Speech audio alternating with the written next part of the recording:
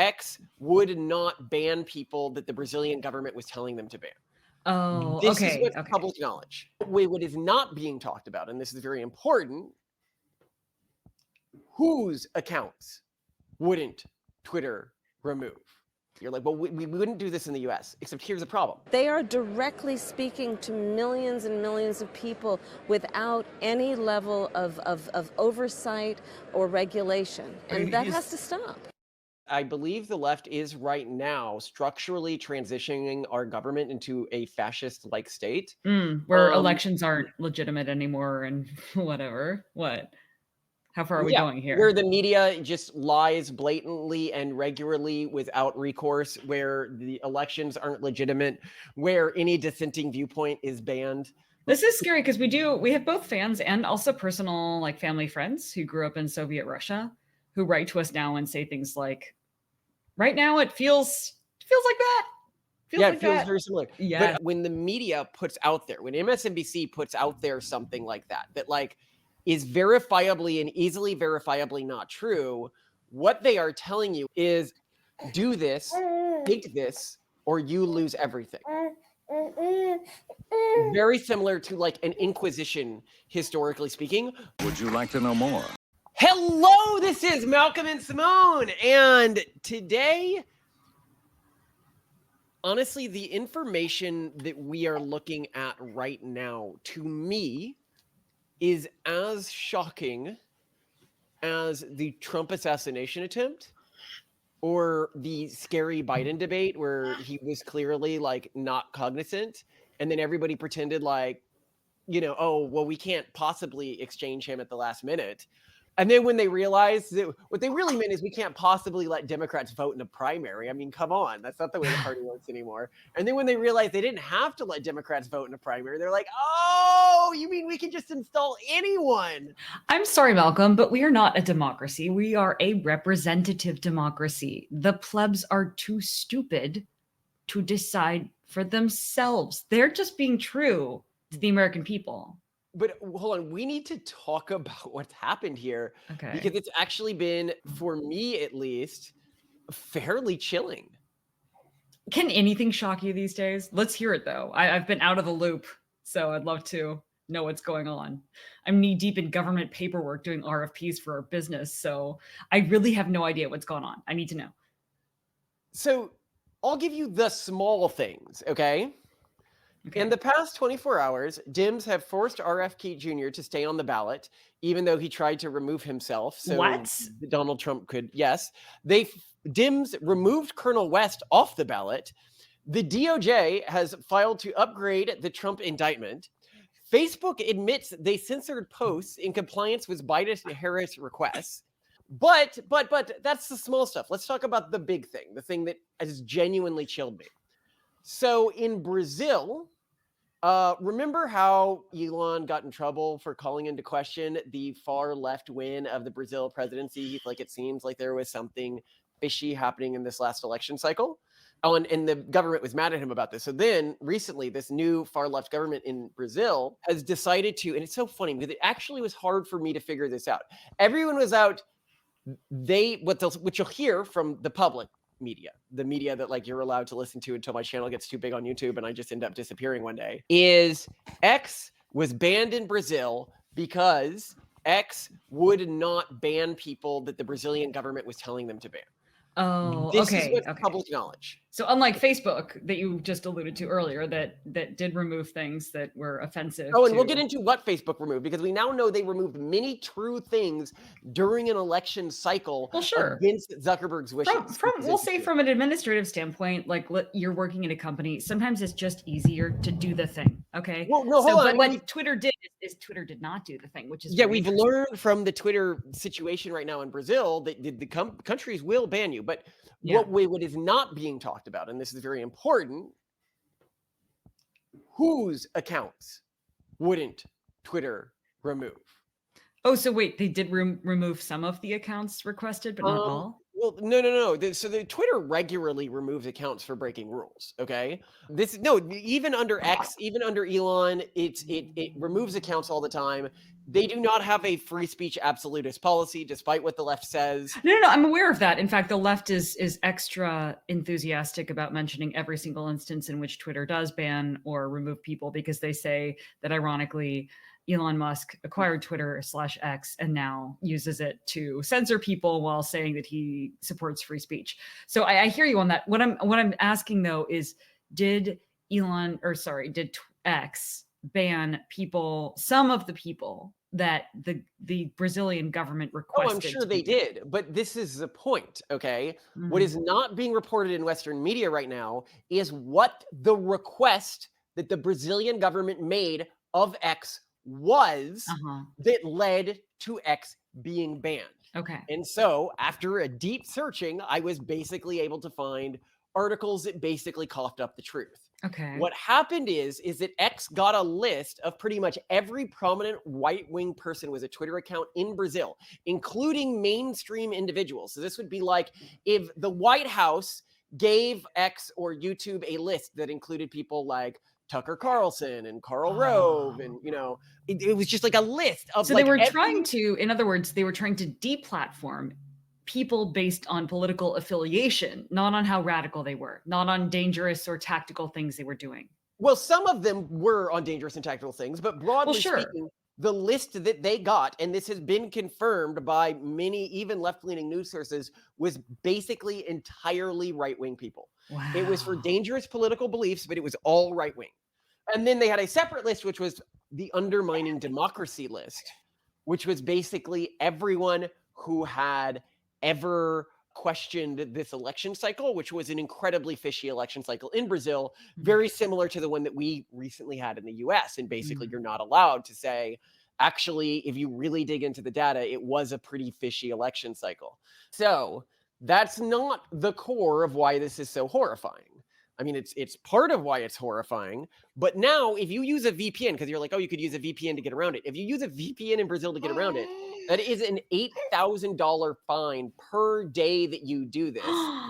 Keep in mind that per day X fine is higher than the bail to get out of jail for murder in Brazil. In some cases. It is, they have gone extreme, but we need to talk about like the corruption, media down, because this is what we're going to be talking about on this episode, is instances in which the media and our reality is being retconned for us. And that there is no longer a facade of truth in what the urban monoculture and far left are doing anymore. And when I say far left, I'm not talking about like wokey extremists. I'm talking about Kamala Harris and the party apparatus at this point.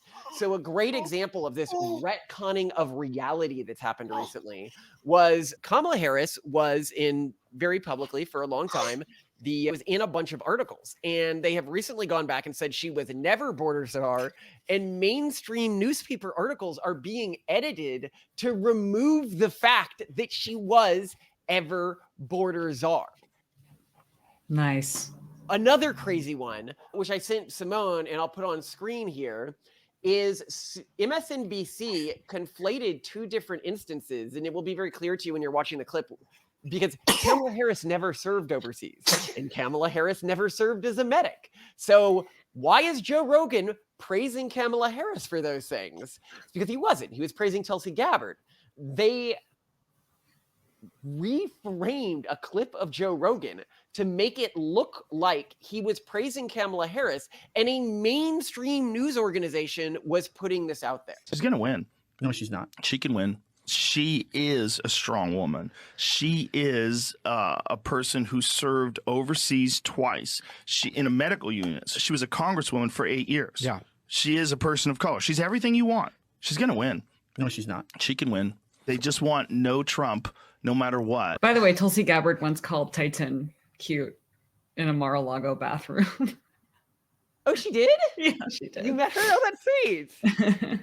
So little Titan gets the cute from Tulsi Gabbard. This is for people when we were running. This is when we were at the Log Cabin Republicans, right? Yeah. Yeah. Okay. We went to their like yearly gala or whatever. So of course we see Tulsi Gabbard there. Such a classy lady. That was really fun. But anyway, so gotta get back to this. How bad this is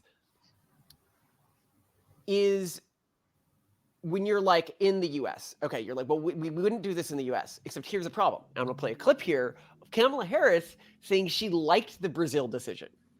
He has lost his privileges and it should be taken down. And the bottom line is that you can't say that you have one rule for Facebook and you have a different rule for Twitter. The same rule has to apply, which is that there has to be a responsibility that is placed on these social media sites to understand their power. They are directly speaking to millions and millions of people without any level of oversight or regulation. And that has to stop. Oh dear. Oh, Now- wait. Why would, well, okay, wait, hold on. I'm trying to think through why she would do that. I think liberals hate X. So if she said, yeah, I think No, X I'll is explain her stupid. logic because you Okay. are misguessing what her logic is, and it will make perfect sense to you. Okay. What she says is, well, if the government's applying those rules to one platform, all platforms have to follow them equally.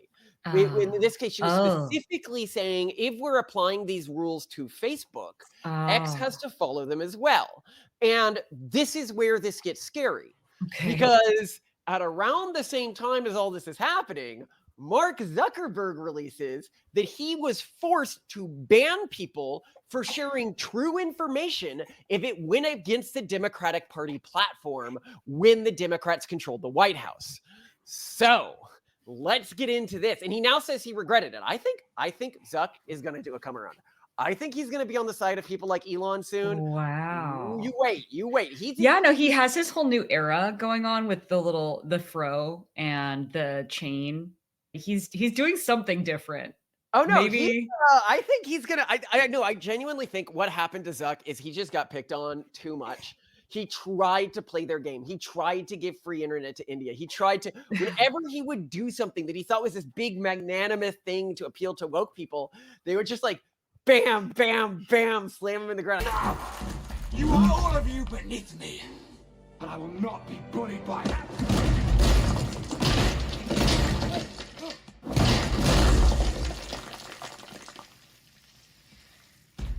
I think just finally he's like, wait, you guys aren't my friend. Yeah, this is a moment, maybe. Maybe he's having this moment. We'll see. Maybe. Yeah, he does seem a lot less uptight now. He just seems comfortable and happy. So maybe he's gone conservative. Who knows? No, I got to do the scene here from Madagascar, which I always think about when I think about the conservative party now. Whenever these people are like, but I just couldn't join the conservatives. It'd be so gauche. I mean, I do think the liberals have become monstrous these days, but it would be so. And it's just like when they're like, just come to our side of the island. It's the fun side of the island. And yes, we may still be drinking sand and stuff like that, but at least it's a party, man. May not be perfect, but at least we're trying to be decent human beings over here. Melvin and Gloria over there having a good time. There's room on the fun side for one more. No thanks. Look, I've been thinking. Maybe if you gave this place a chance, I don't know, you might even enjoy yourself. Could you just give it a chance? Think about it.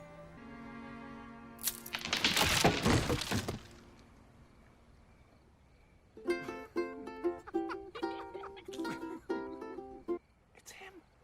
Who is it? It's the pizza man. Who the heck do you think it is? Yes? Can I help you? Can I come to the fun side?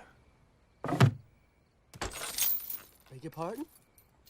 You know, I've been kind of a jerk, Marty. I'm sorry. Welcome to Casa del Wild. Take a load off. Alex! Mi casa is su casa. Very impressive. Hey, have a drink. It's on the house. This is seawater. Oh, you don't swallow it. Check this out. Would you look at that? It's like billions and billions of helicopters. But let's talk about some of these stories here, because there were a few instances of this that have been really well recorded at this point. So the Hunter Biden laptop story. It is now known that this story was 100% accurate. It was during an election, and it had a chance to affect an election. New York Post posted an article about it, and the FBI used their power to have this article removed from the Facebook platform. And for those who are not in the US, because about half of our audience isn't, basically the son of one of the two presidential candidates had left a laptop with a lot of damning information about him, including drug use and all these other bad things, at a laptop repair shop and just forgot to pick it up, I guess. And that got leaked. But then when the New York Post covered it, it basically got censored by operatives of the Democratic Party, which was the party representing that president whose son's laptop had been left behind and leaked. Yeah. So for those who maybe forget, because I feel like people don't put various stories together in their mind to realize how completely infiltrated our government is right now by this nefarious force, which we're going to be talking about later in this episode. Like, how is all of this happening so blatantly? How is most of the world relating to this?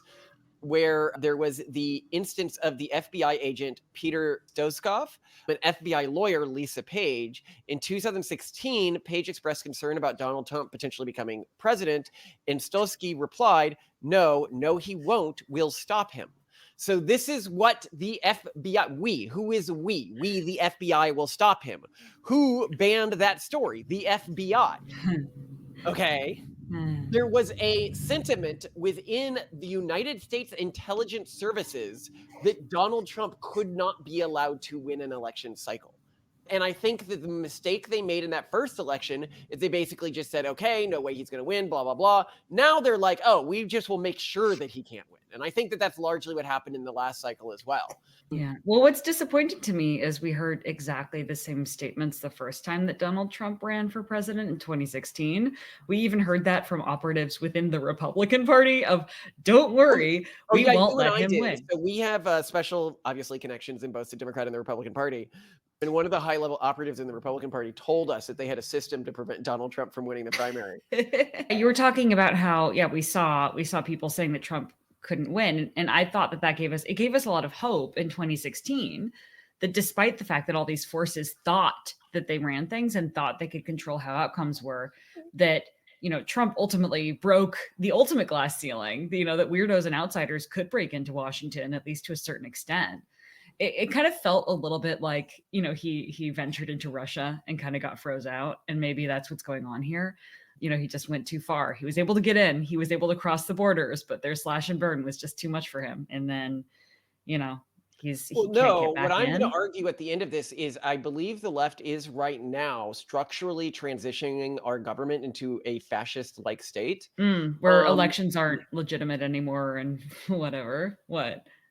How far are we going here? Where the media just lies blatantly and regularly without recourse, where the elections aren't legitimate, where any dissenting viewpoint is banned.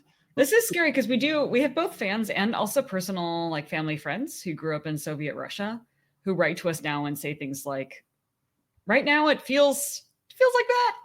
It feels very similar. Yes. But I'm going to go over some other instances here that are very interesting. So the COVID-19 censorship scandal, apparently he also was not super cool with that. And this was Zuckerberg or Zuckerberg. Okay. If people remember, there was a period where you couldn't say COVID on YouTube. You couldn't say COVID on Facebook. YouTubers are still scared about saying it. I don't, you might even censor yourself here. You say it, it could get you insta-banned from any platform. And it was one of the most fascist things, in my lifetime. Anybody who lived through that and wasn't like, wow, our society's in crisis right now. There's empty streets and I'm not allowed to say the word on our primary mechanism of communication. They just thought we really liked Harry Potter, so it was the virus which shall not be named. They wanted us to live. But it wasn't like fantasy. You didn't name it because of how bad it was. You didn't name it because everyone was terrified of the government coming and knocking down the door. I know. I'm kidding. But I mean, it's a different kind of thing. It was very fascistic in almost the purest form possible. I.e. societal crisis. It's like there's some war and we're all supposed to pretend the war isn't happening. We all use some other name for the war. Very similar to how Russia right now is they can't say the Ukraine war. They have to say the conflict or the. Oh, they do. Oh, I didn't know that. Yeah. No one, you'd be banned from their social media platforms. So yeah, It's very severely fascist. But what's interesting is it's even worse than all of this. So if you want to understand how bad things have gotten, if you go into what's happening in Brazil right now, okay? So so for people who somehow don't know this, Elon owns X/Twitter, but he also owns a company called Starlink. Or he doesn't like really own both. He is a primary shareholder in both, right? Or a heavy shareholder in both. So what the Brazilian government has done is it has decided to start fining and collecting fines from X, not from from Starlink, to pay X's fine, which has made it impossible. Now, for people who don't know how companies work, he doesn't literally own both of these. There's no legal basis. There's no grounds on which government can go after one entity because of one investor that the entity has. Yeah. There just doesn't seem to be any sort of legal basis. That's insane. He's in it, but it's worse than just being insane. So I think it was something. So just so people know how big both of these platforms are within Brazil, 40 million Brazilians, roughly 1/5 of Brazil's population, is checking X at least once a month. Wow. And as for Starlink, what was it? Trying to find the number that they shut down.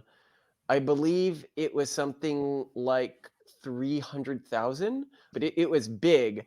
And a lot of these, because remember, the Amazon is in Brazil, are schools that are using this to teach children who live in rural areas of Brazil, because Brazil has the Amazon, where Starlink is critical to daily life and education. And they are shutting this down. The government is shutting this down in order to prevent their citizens from seeing mainstream right-leaning political figures talk.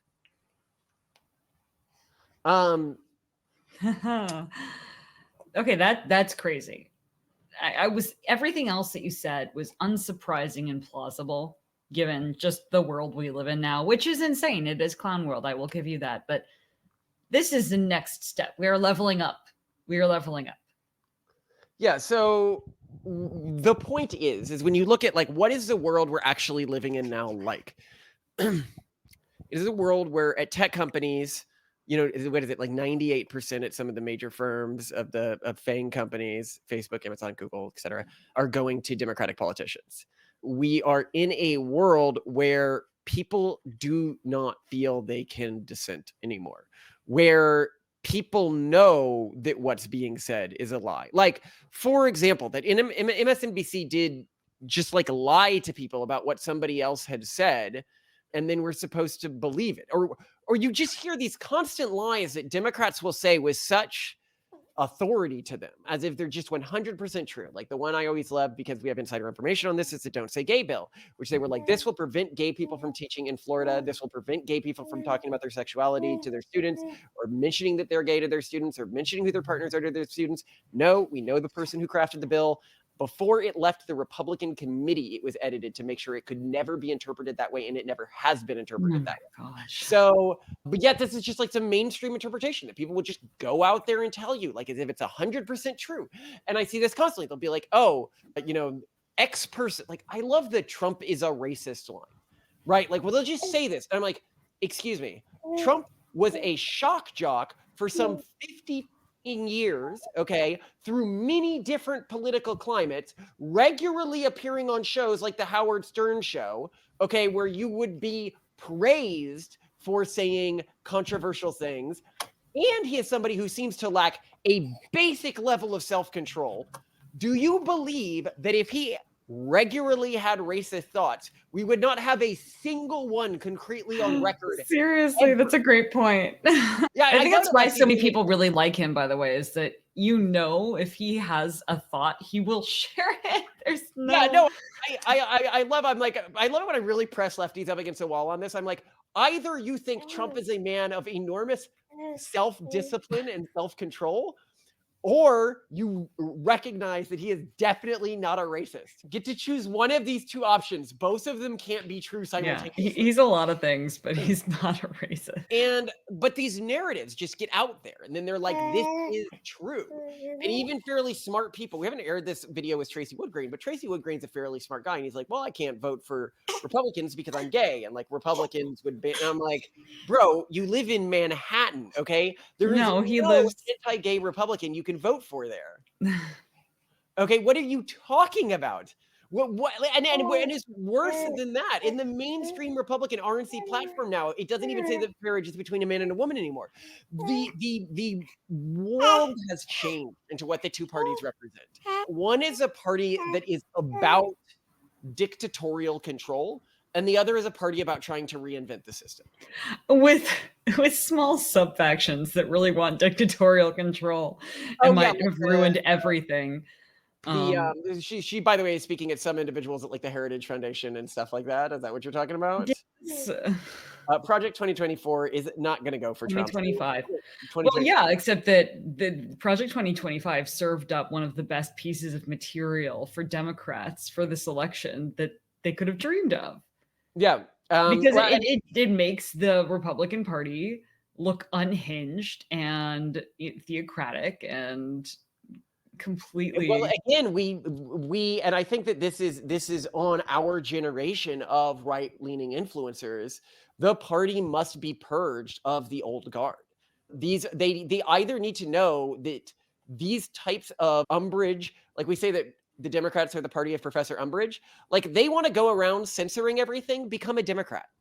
Like that's your party now. Yeah. You want to go around giving, government handouts to everyone, go become a Democrat. Yeah, right now I'm speaking specifically of what's his name again? Lyman Stone and the Family Institute guy. A lot of these people are just like legacy Republicans, I guess I call them, in the same way you have these like legacy Democrats where they don't represent the mainstream Democratic Party at all anymore. They don't represent the base at all anymore, but they believe that the Democratic Party is what it is in the 90s, and they get mad when people are like, that's not what they represent anymore. Another great example of one of those stories where we're all just supposed to pretend like it doesn't happen, and yet everybody knows it does happen, and it provably happens, is illegal immigrants don't meaningfully vote in election cycles in a way that could sway major elections. And yet, recently, for example, in Texas, 6,500 plus illegal aliens were caught registering to vote, with nearly 2,000 caught voting. And it's worse than that because those 2,000 were caught having registered in the past and having voted in previous election cycles, and that this catch only happened because of a recent House bill 1243 in Texas. So we know for a fact that not only have illegals been voting in election cycles, but they have been swaying past elections. And this is provable at this point. And when we talk about the double think that you really got me with this morning that was like so messed up was Tim Walz being the mind your own damn business guy, which is like so 1984, when this is a guy who implemented the COVID snitch line in his state, where you could be arrested. Well, it was encouraged for you to call on your neighbors if they left their houses during COVID so that they could be arrested.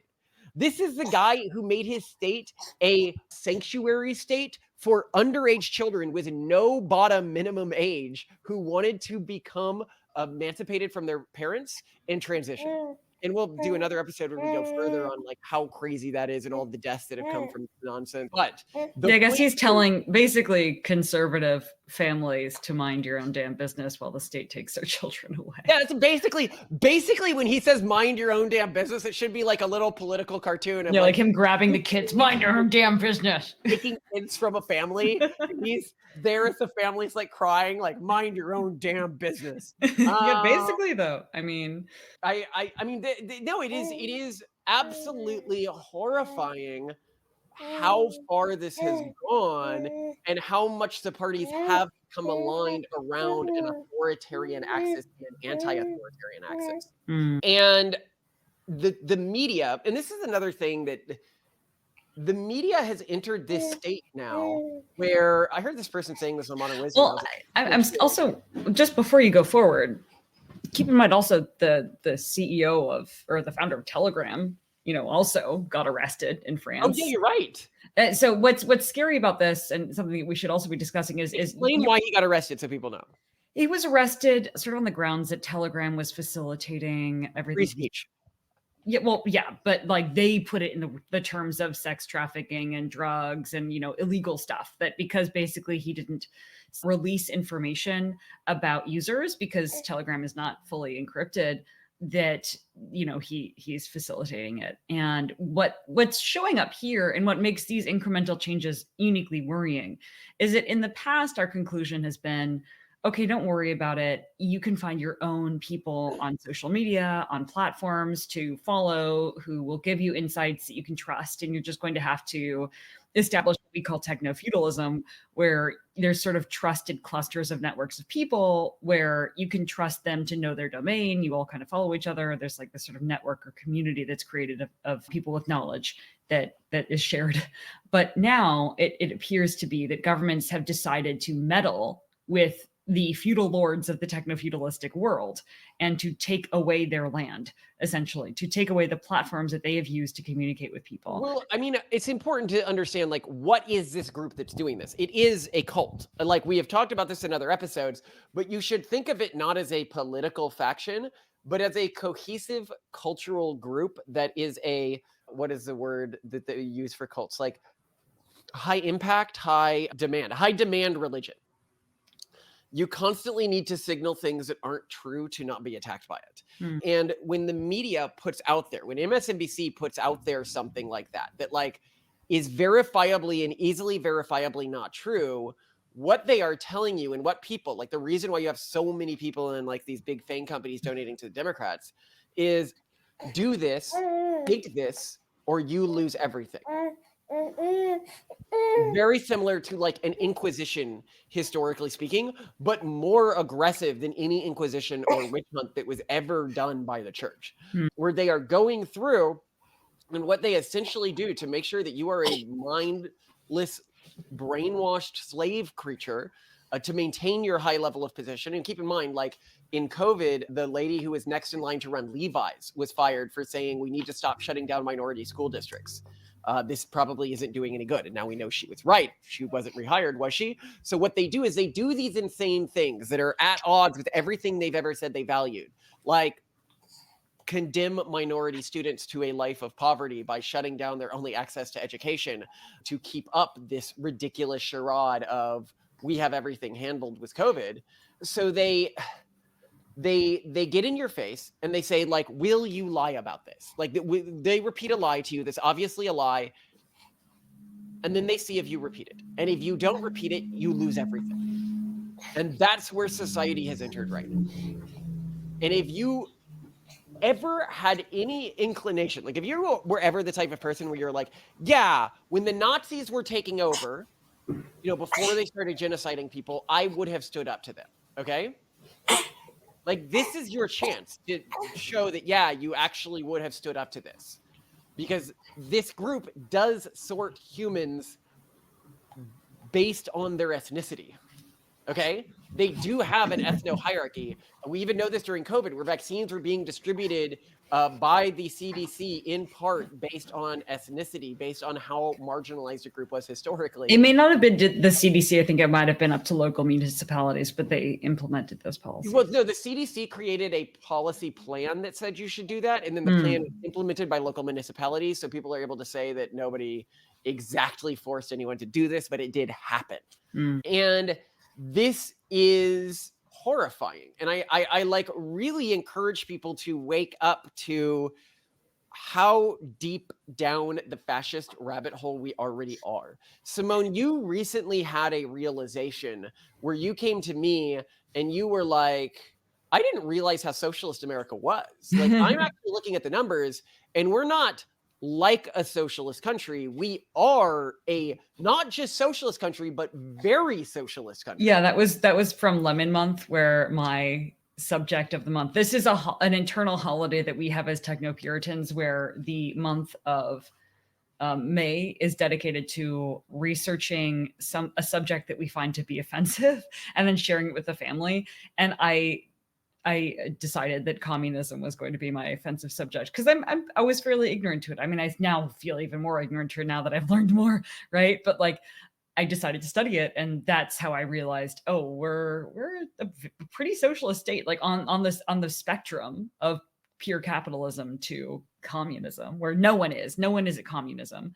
We are actually quite socialist. We're quite close to communism. We're closer to communism than capitalism. Well, and even and separately from my Lemon Month research, I realized that our effective tax rate between state tax and federal tax is also closer to what I thought Europeans paid. I used to think like, what is it, like 70? No, it's 38%, but that's still a lot. I thought like, Europeans, maybe like half of their money went to tax, and they have, socialized medicine and everything else, and like public transit that actually works, all sorts of things like that. And yeah, I so thought we paid less. the next problem that we have here is, the point I was making is when you're like, oh, this is actually kind of like leaning towards a communist state at this point. If we have fascism on one side and a functional democracy on the other side, we are now past the halfway mark to living in a fascist country.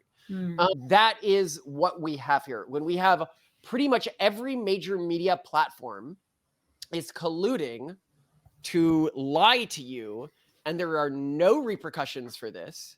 And in addition to that, one of the mainstream political presidential candidates is saying they want to implement this more in the United States right after it was leaked that they had forced major media platforms to ban true stories. And then after that, the person who is telling you all this was selected for her position by party elites without having to hold a primary. Well, and here's what adds insult to injury. One, most fascist governments seem to end up with really fantastic uniforms. I'm not seeing any here. Where's the fashion? Two, usually fascist governments get stuff done. At least you could say that about, China, say what you will, but the CCP can get stuff done. Just say like, sorry, this is how it's going to be, new policy. But I'm not seeing that here. Oh, We're sorry, so... sweetheart. You thought we were moving China. No, we're moving Argentina fascist. So if you look at the way that remember, you're like, oh, we don't have good infrastructure here. How is that possible given where we are? Yeah. Great video on this recently. It's called the $2 million bathroom that San Francisco was spending money on. And it was about why infrastructure costs are so expensive in the United States. Mm-hmm. And to give you an idea, God, what was the example they used? It was just shocking. It was something like one subway in one major US city cost as much as a subway between two major European cities, like two state capitals or something, like country capitals. I mean, like a huge difference. And the answer is that in Europe, they are able to hire construction teams from different countries and within the EU. Yeah, within the EU. And in the United States, they're not. In the United States, you have to hire everything locally to these giant unions, and they're all being contracted by these local politicians. If I was put in the Trump White House, one of the first things I would do is focus on creating a federal ban against of hirings, because it would be very easy to end this. But right now, because almost nobody votes in these small local elections, they're able to just own them and pump. It costs, I think, on a per dollar basis, 8x what it does in Europe to build something in the United States. And it is because of this Argentinian style corruption that the Democrats are complicit in and exacerbating. And that's what you see happening with Kamala Harris right now, is a move towards an Argentinian style government in the United States without really free elections anymore and with extreme amounts of government cronyism. That's a really interesting point. I hadn't thought. And actually, I'm just encountering that with the business we run today. And that I'm making a proposal to do business with a New Jersey-based entity, but we're a Delaware-based LLC that operates in Pennsylvania, and I had to pay almost $200 to register to do business in the state of New Jersey, and just spent my entire afternoon like going through the various like paperwork and nonsense just to register. And it's a state, like we're in the same country. Why do I have to right next door to us too? Like our employees live there. Like the amount of paperwork was really crazy. And I wonder if it would have been easier if I was in the EU working across countries. Maybe. But the point being is that the United States is increasingly becoming captured by these types of players in a way that is going to prevent our government from functioning. And the collapse will be significantly faster if Kamala wins. Like, I am actually getting, when I look at her VP pick, when I look at the authoritarian history she has. So we've done a video on this, but for people who don't know, like, just how authoritarian her mindset is. Two instances which often get conflated by Republicans, but really need to be delineated as two separate incidences. One is, in one incident, she was running for, I forget what office, but it was found that there was a leak in her crime lab, and she was supposed to notify a bunch of inmates that their cases could be overturned, and she refused to do it until after the election was over. So she did admit there was a mistake. She just wanted to wait till the election was over so she could secure the police commission. What was it like? I can't remember their recommendation so that she could win. Their endorsement. Yeah, so she kept people in prison. Most of them were black people in prison so that she could win an election, and for no other reason. In a separate incident, the Supreme Court said that her prison system had become a human rights violation and that she had to release people. And her response to this was, I need them for my fire brigades. I'm sorry, I need them for work. Like, I'm using them as a free labor source. The problem is that if she had freed them and hired them, it would be less expensive. But her entire worldview, top to bottom, is authoritarian. It doesn't matter that it's less expensive for her not to own these slaves, because what are they other than human slaves if they're being demanded to be released from prison? And she's like, I need my forced labor force. Doesn't matter that it's more economically efficient. It would disrupt her way of life as a plantation owner. I mean, what else is she at this point, right? Like, It also shows how she will hide things from constituent groups in order to win an election and then do things that disappoint them. Because obviously, if she eventually released this leak in the crime lab that disappointed the police force that endorsed her, then they'd be pissed. She didn't do right by them. But yeah, I mean... No, it's okay. She got off a few police officers who shot people under very questionable circumstances. Good for her, I guess. Tim Walz actually did the same thing. That was one of his major controversies as well. It's very interesting how pro-cop Tim and Kamala are. I mean, obviously... I don't know how pro-cop they are. I mean, Tim Walz's wife famously opened her window during Black Lives Matter riots so that she could smell the smoke from the burning buildings. So... I don't know how. That is horrifying. Those are people's businesses. I know. That's why Republicans love to make that point about her. Supposed to be protecting those people. But I mean, this is what I talk about when I say it's a cult that has taken over our country. You should see nothing other than living in a medieval theocratic state.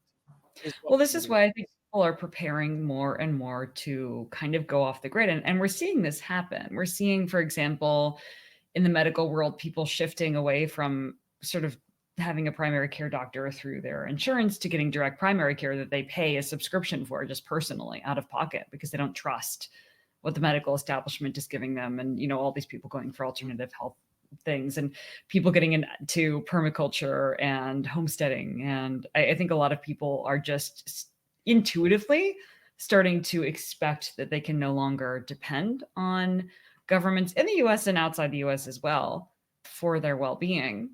And it's good. I don't know. Part of me, I don't think it is explicitly. It's not good when they start banning these major platforms. When they make everybody realize that if you invest any money and you are successful at what you're doing, they will ban you.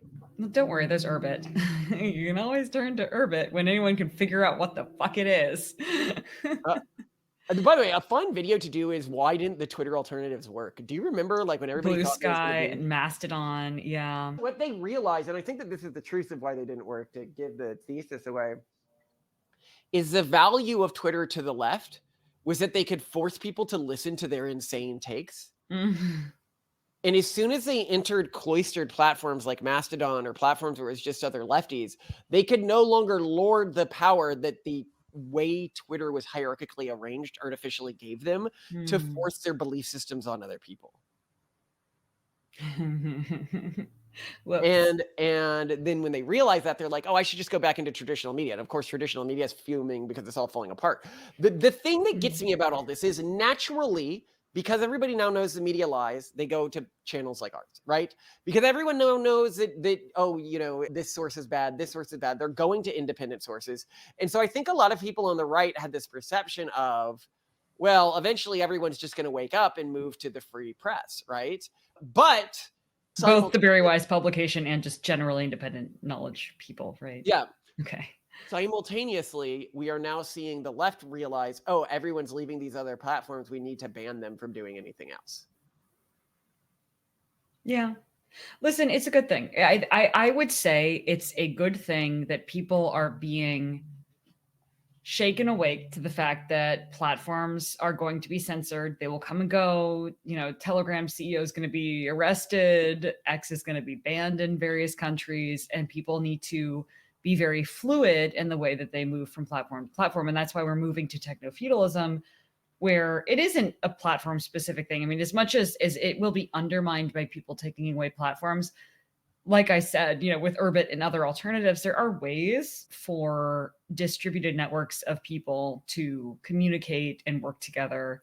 I even in a strongly disagree hostile. with you. Really? Strongly disagree with you. Yeah. I think we need big companies to facilitate our communication. Yes, you do. It's something called a natural monopoly. We studied it in business school. They are incredibly difficult to compete with or disrupt. So natural monopolies happen whenever you have two-sided marketplaces, especially of the independent actors, like a communications platform or a search engine or there's a bunch of different instances in which they happen. And they always end up with 89% of people using it on one platform. Like the number always ends there.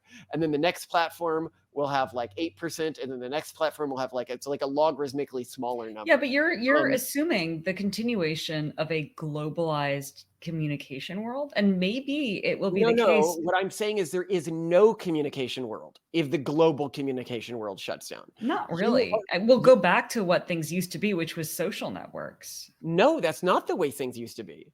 What it used to be is that you had news media organizations, and people would turn on their television and they'd buy their newspaper. No, Malcolm, I'm thinking back to the Victorian era and before. I'm thinking back to even before the era of magazines. I'm thinking about how people communicated back then. Okay. So what you're saying is people are safe communicating within one-off small social networks. You mean on a platform like Signal? That's exactly the type of thing they're targeting. Unless the point, that's why I keep talking about Urbit. The point of some alternative platforms is that they are distributed and not run. I don't care that there's a few janky distributed platforms out there. No one is using them. Well, they'll have to in the future. No, but the point I'm making is no one is using them. And the moment they become a credible threat to the people in positions of power right now, they will be shut down or criminalized in the same way that joining Twitter with a VPN is criminalized. Well, yeah, again, having a radio that you were listening to, the BBC in Nazi-occupied France was also criminalized in France at the time, and people still totally boarded up their windows and listened to the radio. The French resistance didn't free France. The Americans had to come in. Yeah. So Simone, this isn't a good argument. I'm just sit there like people in occupied France. No, you fight back. I'm not saying it's ideal. I'm saying it's what's going to have to happen. No, it doesn't have to happen. Okay, well then what are you going to do? Right. Go to Mars? No, what you do is you do everything you can to make sure that we get a Trump administration. Then we do everything we can to make sure people like us are working in that administration so we can build systems that systematically dismantle their ability to ever enforce something like this again. It can be done. It just requires one sweep at the White House. But the number one thing that cannot happen is a Kamala Harris victory. I'm pretty sure that's what we're going to have. So, everyone gets to go back and look at this and see who was right. Was Simone right? And did Kamala Harris win? No. Right, hold on. You're saying, I'm saying to maintain our freedom. Yeah, you're saying Trump has to win for a few. Yeah, but I'm just saying we need to prepare for our freedom to be taken away. I'm saying for our freedom. You are making the claim that we can maintain some semblance of freedom, even if the cult continues to consolidate. No, I'm doing what we have to. I'm saying what we have to do, which is that come Black Friday, we buy our AR-15s, we buy our ammo. I already have our water filtration system. We're gonna, I'm gonna cave to our Smarter Than Me fans, and we'll just start milling our own grain. You know what we have to have? We need to have like a fan in the Discord, like a fan meetup map for when things hit the fan. For the network, the Underground Railroad, where people can stop on their way to freedom. Yes. Well, it Anyway. has to be like, I don't know. I'm not familiar with geocaching, but obviously it has to be more treasure mappy and Well, not. if the good thing about us is we have a big enough public profile that if we were ever banned, even off of all platforms, people would immediately, one, know that it had happened because we do daily episodes, and two, we would find somewhere to be able to tag where our new primary location was. We now do Rumble as well on most days, but I really don't like the platform, and I don't think that it's particularly safer than YouTube if it becomes successful, so it's not relevant. We're supposed to be posting on X, but it's very hard to post videos to X because you can't do title cards, so you need to re-upload them. And I've been meaning to. Have you posted any of them? I posted one. It's just X's. It doesn't seem like it's a place for long form content. I know people post whole documentaries there, and I've watched whole documentaries there, but it just isn't a great format for it. X Twitter was always for short form content, but I know we should. I'll get to it. Transforming as a platform into the only free platform left. Yeah, I'll get to it. I'm sorry, guys. This is my fault. No, By the way, no, it's my fault. as our too. I son stopped Octavian uploading. says, please like and describe, which means please like and describe. And if you could leave a 5-star review on iTunes, it would mean a lot to us. You know, we're at 50 now. At 50, we have 50 5-star reviews. Yeah. Oh my gosh! If you're one of the 50 people who did that, thank you. Not because, 5-star, but 50 reviews. Well, all right. Fuck you. If you made a 3-star or 2-star or 1-star review for us, 4 stars. I mean, why did you bother? 5 stars. Thank you. Why so did you much. bother? I love it. So when we released our first book, the first review we got was from your dad, and it was a 4-star review. And he's like, well, you know, it's not you're my daughter. I don't want to be biased. Yeah, thanks, Dad. All right. Love you to death, Simone. I love you too, gorgeous. Okay, which one's the next one? Good. All right. Good. Thanks. Lost 2 episodes due to bad recording quality. I don't know if we're going to redo them or what. God, I'm sorry. Anyway, I will jump right into this because this is absolutely crazy that any of this is happening. I'm excited. Let's do it.